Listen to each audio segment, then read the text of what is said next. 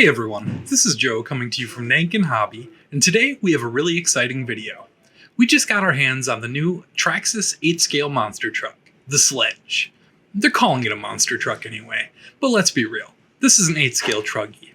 That's just semantics though. No matter what you call it, it's a brand new truck and it's unlike anything Traxxas has done before. I've personally spent the last week or so since it was announced, holding my breath waiting to get my hands on this. This is my favorite kind of car. The brushless e-Revo was my very first RC, back when the V1 first released. The Crichton 6S is one of my favorite RC trucks on the market. I think the scale is perfect. It's really capable while still being a manageable size. Truggies are really versatile too. They're super off-roadable while still handling quite well. And they tend to hold up really well. And this is a new Traxxas release. Traxxas has two types of drops. There are releases like the Rustler 4x4, for example. And don't get me wrong, the Rustler 4x4 is a great vehicle. But it's really just a Slash 4x4 or a Stampede 4x4 with a few modifications. There are other kinds of releases too, though. There's the original Slash, there's the e-Revo, there's the X-Max, there's these vehicles that are built from the ground up, and this is where the innovation really comes. And that's what the Sledge is. Even though there are a lot more of that first kind of release, that second kind of release is what's really exciting. And the Sledge does have a lot of new stuff to offer for a Traxxas truck. It has metal chassis, it has metal shock towers, it has steel drive shafts all around, all the diff gears are beefed up dramatically, and then all the little things are switched up too. The clipless body's been completely redesigned, and it's just objectively better than on previous vehicles. Sure. On the X-Max, this body design was great. It popped on, popped off without much issue. On the e-Revo 2.0, it was a little bit more difficult. Still worked pretty well, but you kind of had to finesse it. On the Rustler 4x4, it was honestly just kind of a pain. You really had to kind of work to get it in place, and it just didn't work as well on that smaller scale. On the Sledge, it couldn't possibly be easier. They've improved other little things too, like incorporating a fan mount into their motor mount. They made the battery hold down lockable, and several things on the truck now thread through parts and into nuts, rather than through the plastic that could possibly back out. All in all, this was a really exciting release, and we couldn't wait to get it in. Well, now we got it in, so let's see if it holds up to the hype. The Sledge arrived Tuesday. We took it to the skate park. If you haven't taken an RC car to your local skate park, understand right now that it's a really fun, bad idea. You're definitely going to have a lot of fun, but you're almost certainly going to break a lot of things too. What better way is there, though, to test out the durability of the new Sledge? We didn't want to break it immediately, so first we ripped it around the parking lot a bit.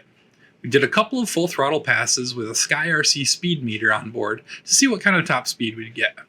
We were running on 6S, but we were primarily there to bash, so we were still running the stock gearing. We wouldn't be hitting the potential 70 miles an hour on this run, but we did hit 54 miles an hour, which isn't too shabby. Then we saw a little sandy area where we could get some running in dirt.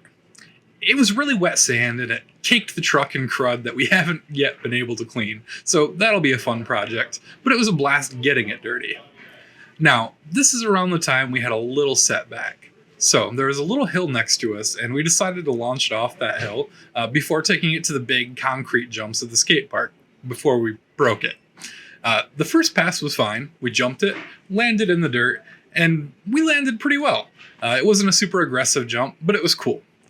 Then we did the same thing in the other direction. We didn't land well at all. We didn't expect to break anything. It was not at all an aggressive stunt. But it did roll a couple times in the grass. But we had minimal air. We were maybe going half throttle. And we were wrong. It did break. We broke a tie rod. We broke a shock cap. We broke a suspension arm. And worst of all, we bent one of the steel drive shafts. We were at the skate park, and we hadn't even gotten to the skate park itself yet. It was a bummer. But we assumed, or hoped anyway, that it was just a fluke. The Sledge certainly seemed to be built well, so it must have just been the way that we landed. We hit in a perfect way that just happened to be catastrophic. The real problem, though, was that we don't yet have parts for the Sledge. Thankfully, we have 4 stores, and we got a display model at each. I took it back to the shop, got one of the other Sledges, cannibalized that for parts, and yesterday we took it back to the skate park. This time, we were there to prove something. Tuesday was either a fluke or the sledge was a flop, and we needed to know. With trigger figure locked at full throttle and all of our others crossed, we did this.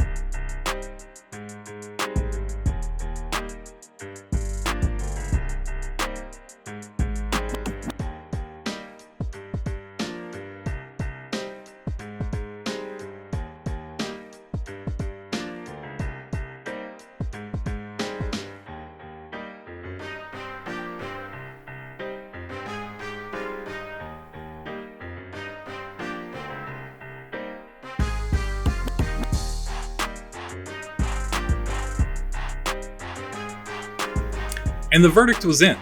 Tuesday was, in fact, just a weird experience. We beat the crap out of the sledge on Wednesday, and it took it.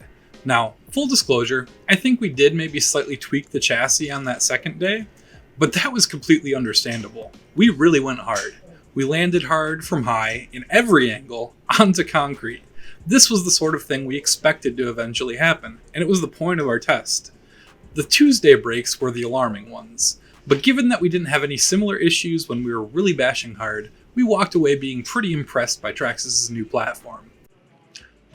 All in all, I'd give the Sledge a 7 or 8 out of 10. Our experience Wednesday really sold me, and if we hadn't had the little setback on Tuesday, it would have been full marks, or at least a 9 without question. It's a robust, capable, well-handling platform into which they put a lot of thought. And it's Traxxas, so it'll be exciting to see all of the hop-up stuff that becomes available for it pretty shortly.